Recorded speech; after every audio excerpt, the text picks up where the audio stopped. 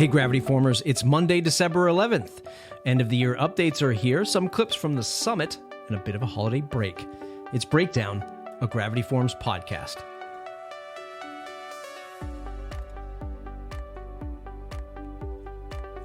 The last time you heard my voice, I was prompting you to tune in to the first ever Gravity Forms Summit, specifically developed for agencies and freelancers using Gravity, but also looking to get a comprehensive outlook on growing a digital services business. We invited our certified developers and other agency partners to share their lessons with you while providing some valuable takeaways you could implement into your business. Here's a few clips from the live stream, which was recorded to YouTube, and I'll link the show in the show notes. Let's just jump right into it and start talking about some of these strategies and things that you can do with Gravity Forms in order to close more sales. Our goal with any sales process is to make it easier for prospects, for customers to do business with us. Our job is to remove as much friction from those initial stages of relationship with our customers so that they feel like we are a genuine part of their organization with their goals being our goals as well. It's fun, it's exciting, but it's tough. Internal projects can be just as hard. Complex requirements always seem to extend beyond core plugin functionality. It's not like you only have one project on your plate either. You're always juggling a few. So many projects, there's so little time. You can't afford to dig in and figure out the most perfect solution for every problem because you have deadlines. And after those deadlines, you have new projects starting soon. But you're not here to complain. You're here to get the job done. And that's why you're listening to this bearded fellow tell you about GravityWiz and how we can help you conquer any project on time and in style. I enjoyed hosting the live stream and look forward to doing it again in 2024. If you attended the summit and have some specific feedback for what you'd like to see next year, go ahead and email me, matt@gravityforms.com. Additionally, I'm looking for more feedback from users that leverage Gravity Forms to sell stuff online. It could be digital goods, a membership, or anything really. I'd like to hold a couple of interviews for the podcast, highlighting how Gravity might power your e-commerce experience. End users and agencies are welcome. I'm going to link a short 3-question form to fill out in the show notes. Fill out that form, and I'll reach out to you for an interview. Updates are here. The team is preparing to get some final updates to Gravity Forms before the Christmas break hits. As for this podcast, you won't hear me until the end of January 2024. Yes, that's right. Breakdown will take a short holiday break whilst I indulge in too much eggnog. Gravity Forms 2.8 is out, fingers crossed, by the time I release this episode. It brings one of my favorite updates as of late, Compact View, inside the form editor window. Gone are the days of endlessly scrolling or getting lost in a deluge of form fields. Users can now collapse fields for an improved navigation experience. Gravity SMTP Beta 1 has officially graced your dashboard. Log in and download it to your staging sites or playground sites.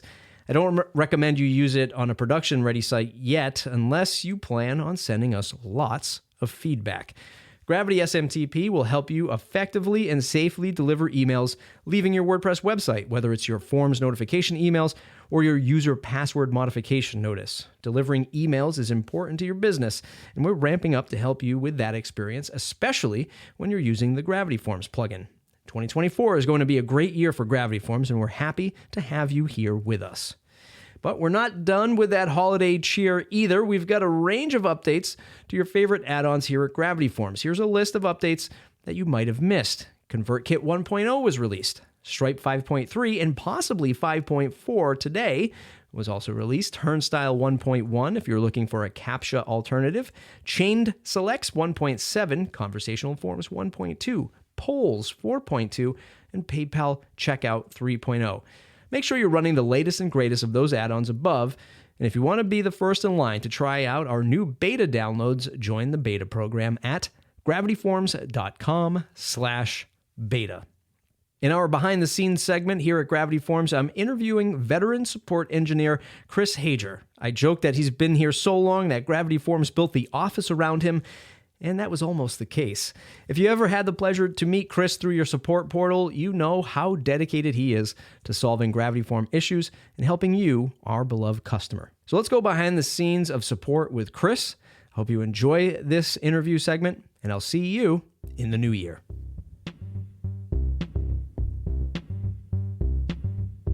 Hey, Chris, welcome to Breakdown. Hi, Matt. Thank you. Thank you for having me. An aptly named podcast for somebody who works on the support side of Gravity Forms. Breakdown. There haven't been any breakdowns lately, so we're doing okay. What do you think makes Gravity Forms support different than most? Let me hit you with the heavy-handed question first. Don't worry, our bosses are not listening to this. Not yet. What makes us different? I think the amount of experience that we have with the product and with WordPress in general is probably what makes us different. I don't think we're faster than other people, but I believe our responses are much higher quality than a lot of the support you get. It's something that our customers, heck, myself included, because I'm a 10 plus year, we ought to hand out plaques to our customers. Now that I think about it, like if you're a 10-year customer, you get a little crystal plaque that you can put up. But I think our customers expect this from us. We've been in the business for so long. Do you think our customers are a different type of plugin user than most? Seasoned more, been around the block a bit more than most, or are a lot of us getting a lot of their interactions, new users getting into the game of WordPress? Yeah, it changes. The customers that we have, since Gravity Forms was the first paid plugin for WordPress, I think they expect a higher level of support just for that fact. So that's one thing. The second part of that would be that I believe our customers are expecting, how do I put it? Because they've been doing it for so long, they've evolved their solutions quite a bit, and they're very complex integrations at this point. So when they get stuck, they're really stuck, and they need us because they've been doing this on their own for 10 minutes for 10 years. And they really just need us to get them out of a jam, or where they've just gotten stuck. And there are some who have only used it for 10 minutes, right? And that experience is quite different.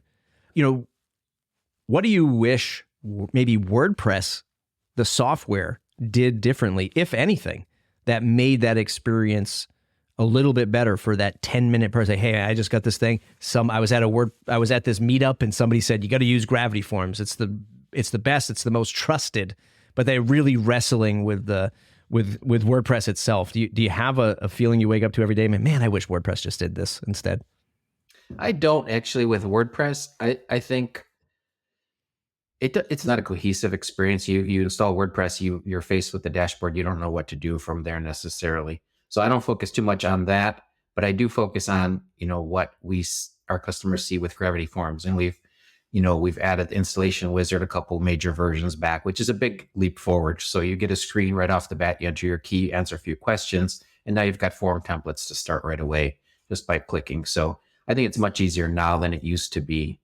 And, the 10-minute user that we sometimes run across, that happens a lot right around this time of year with the Thanksgiving Black Friday sale. We end up with a whole bunch of new customers that maybe haven't been using WordPress for very long. They know they need to use Gravity Forms, they install it, and then they come to us. And those questions are great because we get to, that's kind of our wheelhouse, is explaining the basics of how things work. So it's very easy for us to answer those and help those people out and get them started right away. They built the Gravity Forms office around you, right? You've been here that long. How long have you been here? I've been here since 2011. Wow. Before the office was built, I was there when we were in Kevin's house. Yeah. So, and Dana's desk was under the stairs. So, so you've seen a thing or two. You've seen the evolution of not only Gravity Forms, WordPress, but the end user, right? Expectations and what they're building with software. You've seen quite a roller coaster ride. Yeah, we have. I was thinking about that question a lot. The people who've been using Gravity Forms a long time have really built some impressive systems around that. And they've got, hundreds of thousands of entries and all these integrations tied up with CRMs and payments and things like that. So when they come to us for help, they're really stuck. They've been using it a long time and it's been working great, but now they've run into some problem that they need our support for. So those are the ones that we're kind of getting now on top of the very simple, hey, I just installed WordPress and I just installed Gravity Forms. What do I do now? It's one of the things that I know we are challenged with. I'm not going to speak for product and engineering, but from the marketing side, like we look at other solutions that are out there, especially solutions that have only been out on the market for a year, a couple of years, right? And their customers, their end users aren't even scratching the surface to the complexity of what some people are using Gravity Forms for. Gravity Forms quite literally is the infrastructure or the plumbing, if you will, for a lot of like SaaS-based apps we've seen, right? People are building these, it's connecting, it's communicating, it's storing data, it's sending data. It is not just a contact form, which makes your job particularly challenging. I'd imagine when somebody comes knocking on the door with a super complex thing, do you have a war story that or just an example of something that was like, wow, I can't believe you have built that with Gravity Forms? Yeah, we do get those quite a bit. And I'm trying to think of an example specifically, built around that. We acquired Gravity Flow last year. So we're seeing a lot more complex integrations like you just described with all of these steps and all of these integrations. And I don't get too much involved in the Gravity Flow side of things, but I know they're building some crazy integrations over there. What we're seeing now is when there is a bug, this isn't to answer your question specifically, but what we're seeing is that a customer has built a system and it's this complex interaction of things that have to happen for this bug to surface. So it's something that we couldn't possibly have tested for, but when these 3 or 4 different things happen, that's the kind of problem they come to us with now. So that's what makes the job a little more challenging. The future of Gravity Forms, of course, is bright. We're not going to give away any secrets, but we have Gravity SMTP that we talk about quite often, add-on after add-on. It's not going to get easier, right? No. You will be supporting more and more in the future. How often do you see a unique problem show up? Because I'm sure you've seen it all. When are you hit with something new that you've never seen before? I think that still happens every day. We do see a lot of the same problems. Those are the easy ones. Those are the easy ones to knock out. But we're seeing, like I explained, these a complex payment form. And when you have additional payment methods enabled and you've got a trial set up and you have conditional logic that only happens on certain times, then you see this bug. Or even it could be a bug in something like Chrome, which we just fixed, where a certain set of circumstances resulted in the field in the form being cleared when you updated the payment total, for example. So it's these complex integrations are a little bit harder to troubleshoot. So I think every day I see something new. And I learn a lot from the other people in support, actually, just following tickets that I haven't seen before, seeing how they've resolved it or what they, what troubleshooting steps they've taken to get to the source of the problem. There's a feature coming in Gravity Forms 2.8, compact view. I can't wait for that. I'm sure as you're debugging more complex form fields, something like that is a welcomed feature to come. It's great. Come to Gravity Forms. It's great. Yeah.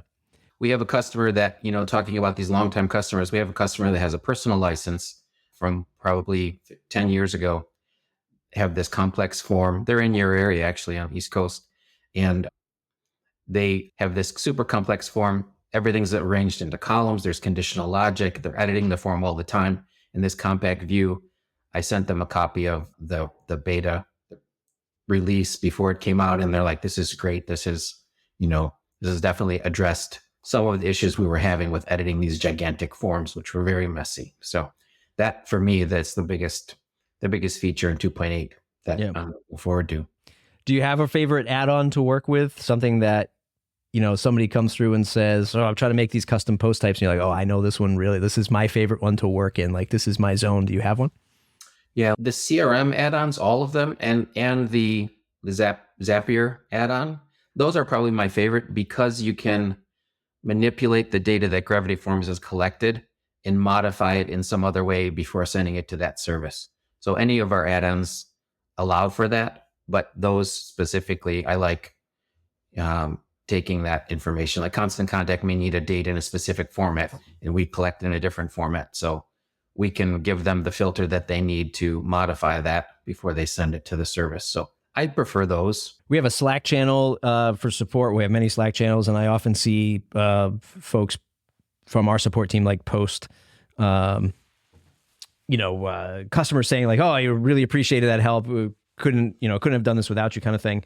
I think those moments right there, when you're sending data from Gravity Forms to another service, right? You're enabling somebody to do something that makes them feel really powerful. 15 years ago, you needed a developer to do that, right? Even pre-Gravity Forms. And do you ever see, I know customers may praise you on the support side, but do you ever see any of those praises of like the software? Like, man, this made me feel powerful. Like I felt like a developer, or this made me achieve something that I never thought was possible, like taking this data and sending it to Constant Contact. Man, you just saved me 25 hours of work. Yeah. You ever see those come through?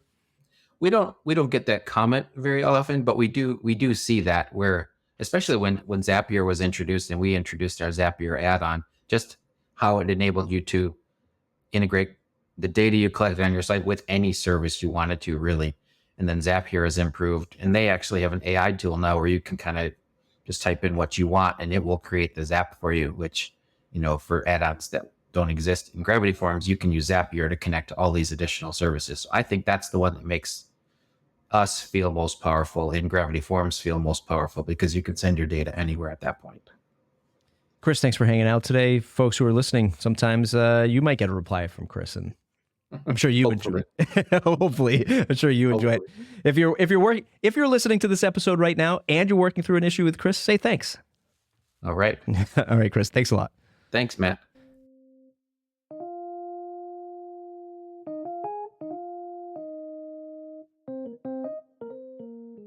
That's it for today's episode. If you could do one more thing for me today, share this episode on social media, your favorite Facebook group or Discord channel. Spread the word about this podcast. It really helps. If you haven't added Breakdown to your favorite podcast app, point your browser to gravityforms.com/breakdown and click the icon of your app to add us and listen to us every 2 weeks. Okay, we'll see you in the next episode.